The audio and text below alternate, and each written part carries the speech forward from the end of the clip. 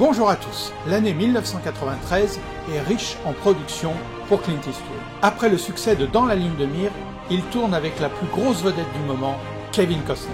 Et son partenaire est un jeune garçon qui sera en grande partie à l'origine de la popularité du film. Alors, qui dit jeune garçon dans le film, dit jeune garçon aussi pour nous raconter la conception et les grandes qualités de ce film. C'est donc Nils Dono-Laval, podcasteur, qui a gentiment accepté d'être mon invité. Alors Nils, qu'en as-tu pensé ? C'est un film que j'ai beaucoup apprécié, il est intéressant par son originalité sur les relations et les caractères des personnages. La fin, que je ne dévoilerai pas, sort de l'ordinaire. C'est une des premières fois où j'ai pu éprouver de la compassion pour un tueur. Voici l'essentiel sur un monde parfait.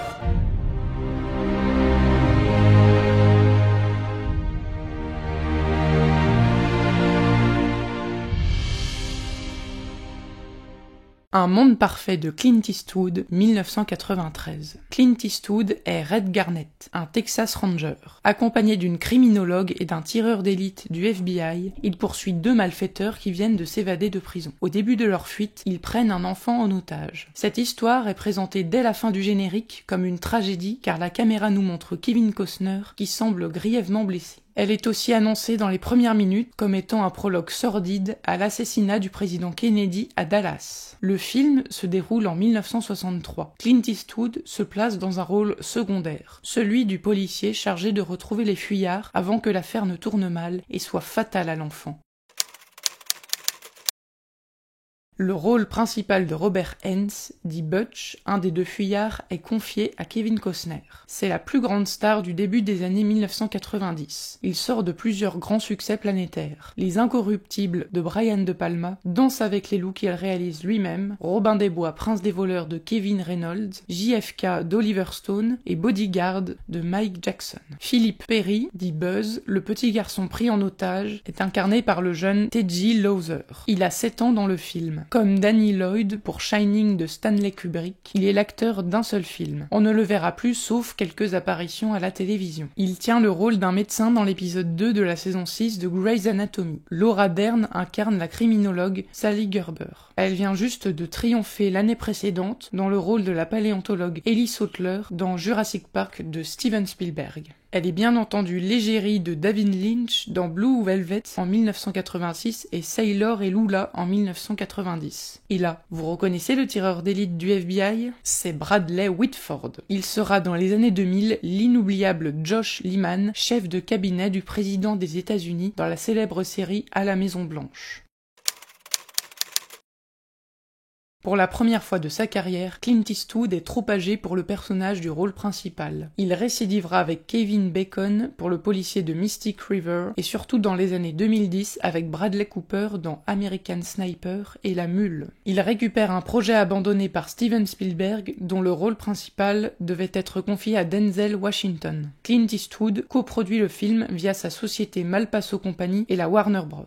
Le scénario est écrit par John Lee Hancock. Il est aussi l'auteur de Minuit dans le jardin du bien et du mal de Clint Eastwood. Il devient réalisateur. On lui doit entre autres Dans l'ombre de Marie, Le fondateur sur la création de McDonald's et The Highwaymen sur la traque de Bonnie and Clyde avec de nouveau Kevin Costner. On retrouve ses 3 fidèles collaborateurs, Joel Cox au montage, Jack Green pour la photographie et Lenny Nios pour la musique. Jack Green confectionne de nouveau une séquence d'éclairage nocturne qui authentifie la signature de Clint Eastwood comme réalisateur.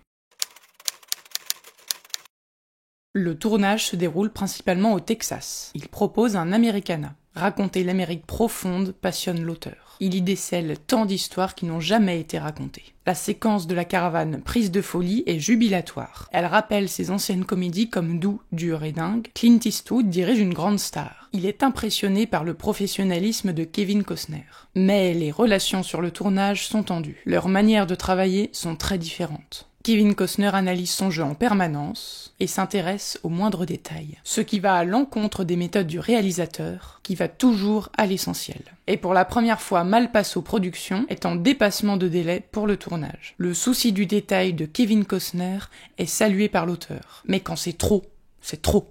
Et Clint Eastwood prend les choses en main. Pour la scène de l'étendage, Kevin Costner quitte le set furieux de l'incompétence de l'acteur dans le tracteur. Clint Eastwood n'arrête pas le travail, il le remplace par sa doublure en le filmant partiellement. Quand la star revient sur le plateau, il s'entend dire « Je ferai tout le film avec ta doublure, s'il le faut, mais je tournerai ce film ». Il n'y aura plus d'incident après cette remise en place façon Inspecteur Harry. Clint Eastwood réalise un film sombre où la part d'ombre et d'humanité est à la fois présente chez le fuyard et chez le ranger qui le poursuit. Tous les personnages sont en dehors des standards et agissent de manière imprévisible. À ce titre, l'auteur nous réserve une séquence de séquestration qui semble interminable et dont il faut souligner la cruauté. Elle rappelle l'agonie du jeune cow-boy qui a soif dans Impitoyable alors qu'il est visé par les vigilantes. Une fois de plus, Clint Eastwood n'est jamais là où on l'attend. Cette fois, les faits exposés révèlent une vraie charge contre le FBI et constituent une de ses œuvres les plus désespérées. Ce n'est donc pas un drame qu'il nous propose, mais une tragédie dont l'issue finale ne fera aucun doute. Ni l'amitié temporaire avec l'enfant, ni la fuite en voiture ne pourront changer le destin. La mise en scène est essentiellement basée sur les relations entre Butch et Buzz. Elle rappelle aussi celle de Red Stovall et de son neveu dans Honky Tonk Man. Butch amène l'enfant sur le chemin du monde des adultes, comme dans la séquence de la mise en joue du malfaiteur. Elle ressemble beaucoup à celle de la mise en joue du débiteur de Red Stovall dans Honky Tonk Man. Enfin, aviez-vous remarqué, quand Butch et Buzz se rendent dans le magasin, on peut y voir à l'entrée une publicité pour les cigarettes Bull Durham. C'est le titre original de Duo à 3 de Ron Shelton avec Kevin Costner.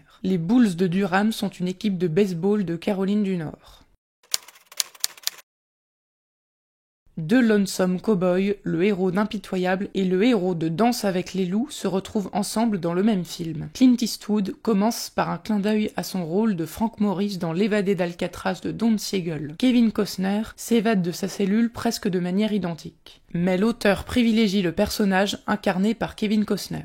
Il pense à James Stewart dans les films d'Anthony Mann, une rage enfouie qui peut sortir à tout moment. Il a jadis abattu l'agresseur de sa mère dans un bar. Sa véritable personnalité se révèle pendant les séquences où les enfants sont maltraités. Le visage et les actes de Butch se transforment. On retrouve aussi le thème de l'amitié entre le gamin et la crapule, l'innocence et la culpabilité. Ce thème était déjà présent chez Fritz Lang dans ses célèbres contrebandiers de Moonfleet et bien entendu entre le pirate Long John Silver et le jeune Jim Hawkins dans L'île au trésor. Le Texas Ranger le poursuit mais agit en maître bienveillant car bien qu'évoqué en filigrane, on comprend qu'il a provoqué le déséquilibre de Butch. Il l'a envoyé en prison encore enfant. Il l'a donc privé d'un père qui, bien que gangster, est demeuré son unique référence. En revanche, les ellipses du récit cachent la réalité d'un monde sauvage. Dans le hors-champ, Butch abat son complice. On découvre aussi qu'il a participé à l'assassinat du gardien de la prison lorsqu'on ouvre le coffre d'une voiture. Clint Eastwood incarne un Texan, notamment par le port du chapeau cattleman traditionnel. Il met aussi en avant sa misogynie, notamment au moment de sa rencontre avec la jeune criminologue. Il pointe du doigt des méthodes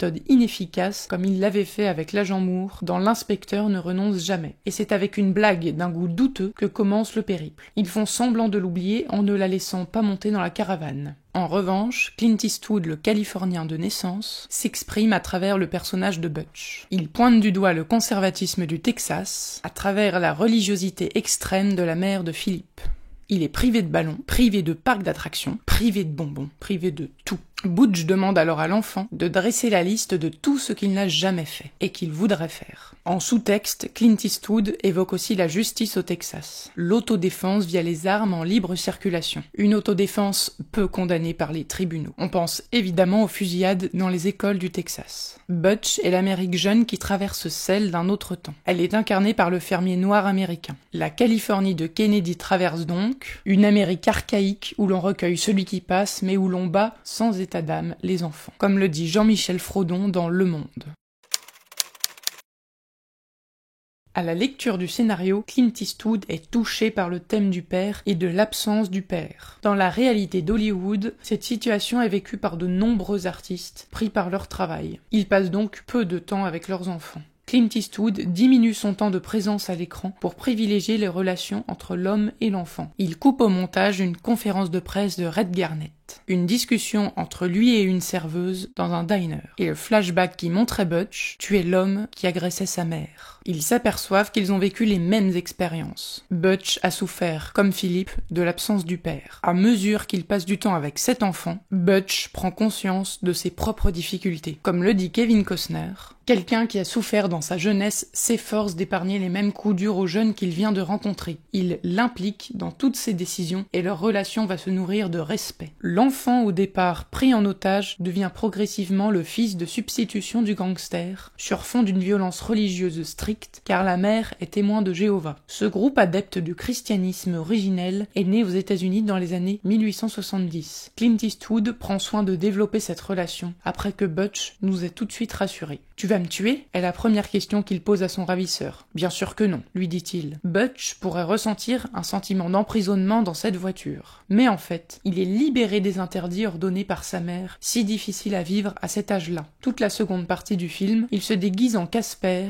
le gentil fantôme. C'est donc un fantôme qui accompagne le bandit en fuite vers sa destinée. C'est sans doute pour cette raison que Brad Sieberling, 2 ans plus tard, demandera à Clint Eastwood de faire une apparition dans son film Casper. Enfin, les relations de Kevin Costner et l'enfant rappellent aussi certaines séquences de la série Yellowstone. Son personnage passe du temps avec son petit-fils pour s'évader d'un quotidien sinistre. Le titre évoque une ironie, ou tout au moins une fausse piste, que l'on trouve déjà chez Charlie Chaplin avec son titre « Les temps modernes ». Rien ne marchera donc comme prévu dans ce road movie. Et c'est la jeune scientifique qui assène au vieux baroudeur l'idée principale contenue dans le titre du film. Dans un monde parfait, dit-elle, ces choses-là n'arriveraient pas. L'action du film se déroule donc en 1963 au Texas, pendant les fêtes d'Halloween, soit un peu avant l'assassinat du président Kennedy à Dallas. Or, il n'y a aucune raison dramatique ou sociale pour que l'histoire se déroule cette année-là. Et c'est de nouveau Jean-Michel Frodon dans Le Monde qui évoque cette question. Quand la séduction et le malaise émanant du film sont un peu retombés, l'idée s'installe que Clint Eastwood vient en réalité de nous parler de ça. L'assassinat de JFK et ce qu'il a représenté pour le pays. Butch n'est pas le président mais une métaphore d'une certaine Amérique, au moins telle que les Américains se la représentent. C'est cette Amérique-là qui va se faire descendre. Le film fait ainsi écho au rôle du procureur Jim Garrison tenu par Kevin Costner en 1991 dans JFK d'Oliver Stone et au précédent film interprété par Clint Eastwood. Dans La ligne de mire, il interprétait un garde du corps hanté par son échec de la funeste journée du 22 novembre 1963. Michael Wilson, dans son livre d'entretien avec Clint Eastwood, demande « Red Garnett est un personnage anachronique qui appartient à une autre ère ». Et l'auteur de lui répondre « Red est flanqué d'une jeune criminologue dont il se passerait bien et de l'arrivée imminente du président Kennedy. Il devra donc bientôt se contenter du plaisir simple de la pêche au lancer. » En effet, pour son personnage, quel chemin accompli depuis l'inspecteur Harry. Les méthodes expéditives mais efficaces ont cédé la place à l'impuissance. Red Garnett n'arrive à rien. Comme Pinocchio et Geppetto qui sont mangés par Monstro la baleine, lui, la criminologue et le tireur d'élite sont mangés par une caravane devenue indépendante et enragée. Ses seules actions seront alors d'improviser un barbecue texan à base de viande surgelée. Et pour ravir ses fans, il s'en prendra à l'agent du FBI qui manque de respect à la jeune femme avant de finalement lui mettre un poing dans la figure. Quel chemin accompli aussi dans l'écriture du criminel. Scorpio dans l'inspecteur Harry était un psycho-killer redoutable qui torturait et enterrait vivante une jeune fille prise au hasard. Butch, au contraire, paraît naturellement inoffensif et ses actes ne sont que le produit d'un environnement hostile. Comme le dit Clint Eastwood à Michael Wilson, la vie n'est jamais idyllique. Elle ne l'est que dans les films de Disney. Un monde parfait est sorti aux États-Unis le 24 novembre 1993, soit 2 jours après le 30e anniversaire de la mort du président Kennedy. Il est malheureusement un échec relatif avec seulement 33 millions de dollars de recettes. La méprise puis la déception des spectateurs a donc été de croire en une affiche trompeuse laissant supposer un buddy movie, alors qu'Eastwood et Costner n'apparaissent ensemble à l'écran qu'à la toute fin. Et c'est sans compter la séquence finale bouleversante qui a sûrement dérouté le public américain. Mais en France, le film est un gros succès critique et public, avec plus de 3 millions d'entrées. 1993 est cependant une belle année pour Clint Eastwood. Il est élu membre du British Film Institute de Londres et le Museum of Modern Art de New York intègre dans ses archives la collection Clint Eastwood. Et c'est pendant le montage du film que Frances mit au monde la petite Francesca Fisher Eastwood, née le 7 août 1993 à 5h38 du matin. Le bébé et la maman se portent bien et le papa est une fois de plus l'homme le plus heureux du monde. Bon film.